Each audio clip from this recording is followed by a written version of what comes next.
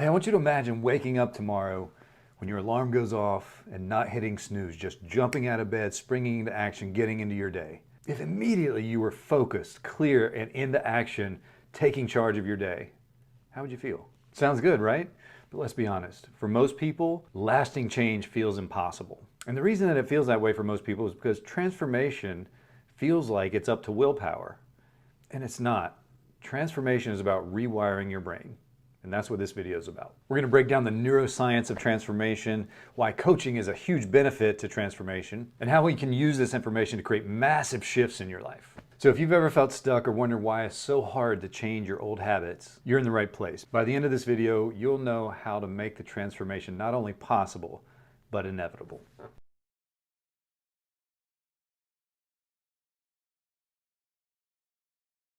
Welcome back. This is Kevin. I want to have a little disclaimer. I am not a scientist. I am not a doctor. I am not a therapist. What I am is someone who actively, daily, and relentlessly pursues transformation in myself and improvement in myself. It doesn't mean I'm perfect. It just means that I strive toward a better me every day.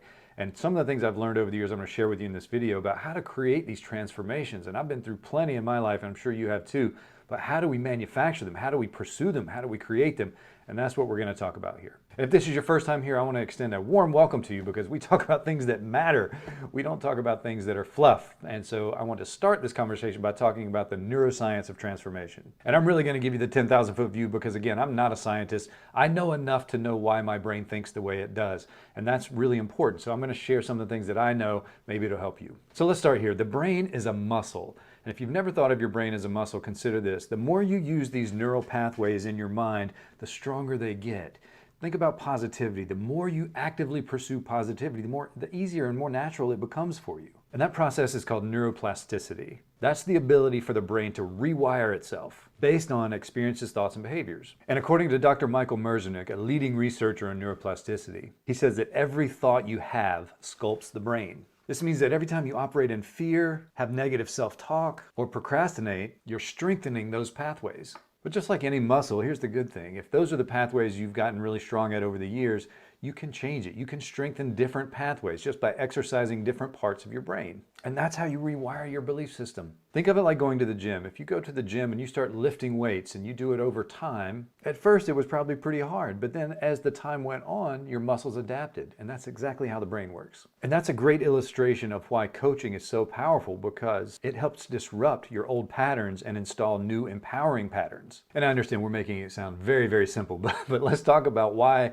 it's changed so hard to begin with. And here's an alarming, wild, crazy piece of data. 95% of our thoughts are habitual. That means the things that you're deciding today, you made the same decision yesterday and the day before and the day before. And there's no wonder change is so hard when you're constantly making the same choice around the same topic day in and day out. And in that same train of thought, a Harvard study revealed that willpower alone is one of the weakest predictors of success. So as you're looking at achieving big goals or going for big things and you say, wow, I've got all the willpower I need.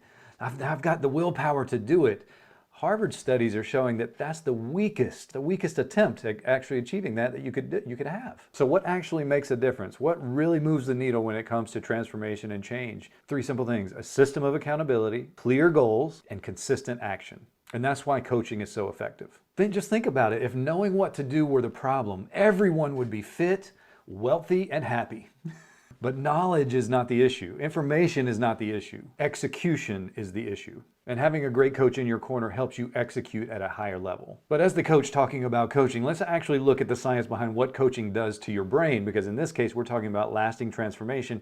So our brain has to be rewired in some way, has to think differently in some way. So what does coaching actually do for your brain? I'm going to give you 3 key points here. Again, I'm not a scientist, but these are things that I've studied for myself, have helped my clients, and continue to help people that I work with. Number 1, coaching activates the prefrontal cortex. That's as big as I'm going to go as far as these words, so just relax. But what is the prefrontal cortex? I think of it like this. It's the CEO of your brain. It helps in decision making, emotional regulation, and problem solving. And studies have shown that people who set clear goals and are held accountable exercise their prefrontal cortex more, and it becomes significantly more active. And that makes them more likely to follow through with actually doing what they said they were going to do. And my boss and mentor, Tony Robbins, he says, where focus goes, energy flows. And I just love that. We live that every day. And what he means by that is that coaching focuses on solutions, not excuses. So as we focus on our solutions, as we focus on the possible outcomes, we're held accountable now to the solutions, not the excuses, the reasons you can instead of the reasons you can't, or the reasons you won't. The second thing that coaching does for your brain, it reduces the power to the fear center of your brain. That's called the amygdala. I could be saying that wrong. Forgive me if I am. Again, not a scientist. I'm a coach. The reason that's important is because the amygdala is the alarm system of your brain. It is designed for survival, not success. So when people experience fear, fear of failure, fear of uncertainty, fear of judgment, the amygdala is hijacking your rational thought and creating its own reality. And that's fear. Because if we really look at it, fear is not actually real in the real world. Danger is real in the real world. If I'm face to face with a hungry lion, there is a danger there. So the fear is justifiable. Like, I see the danger. This lion is going to eat me. It's going to hurt me. But when we're lying in our own bed with all the doors locked in our own house and we think of that same lion, there's no lion in our house. We could still feel the fear, but it's not real. And that's the amygdala hijacking our rational thought. We know there's no lion in the darkness of our bedroom, but we still fear that there might be, there could be. There's no present danger, no clear and present danger. There's only fear. And that's the brain working against you in this case. And what coaching does, it just reframes your brain so that fear is not making a decision for you. It reduces the power to the amygdala so that you're creating more powerful decisions based on success, not survival. And number 3, coaching strengthens the neural pathways to success. And the reason that's true is because repetition is the key to rewiring your brain, meaning you can't go to one session or one event or one webinar. You can't go to one thing and come out thinking completely differently. There's just not enough time. So you have to repeat these steps consistently in order to rewire your brain over time. A study from the University of London said that if you practice consistently a certain behavior over the course of 66 days, it will become automatic. Now, I know there's a lot of variance between what becomes a habit, what becomes automatic, but this was a study done in this population of people. It took an average of 66 days to actually create that. So if you look at coaching, I would say probably around 90 days before you really start to anchor in and lock in and get comfortable with these choices being automatic. And one of my favorite examples of this kind of transformation comes from Olympic runner Michael Johnson. Early in his career, he had all the talent in the world, but his mental game was getting in the way. He had self-doubt, he wasn't thinking clearly, he didn't set clear goals. He would even tighten up under pressure. And that's when he decided to hire a coach. And what coaching did for Michael Johnson is that it worked on his identity. Not only as a runner, but as a person. It allowed him to see himself as a champion before he actually was a champion. That made all the difference in the world. They rewired his self-belief, reframed failure, and conditioned his mind for peak performance. And as most of you may know, Michael Johnson went on to win multiple medals at the Olympics and break world records. But his success was not just about talent, it was about transformation. And that's a prime example of why coaching isn't just about changing what you do. It's about changing who you are.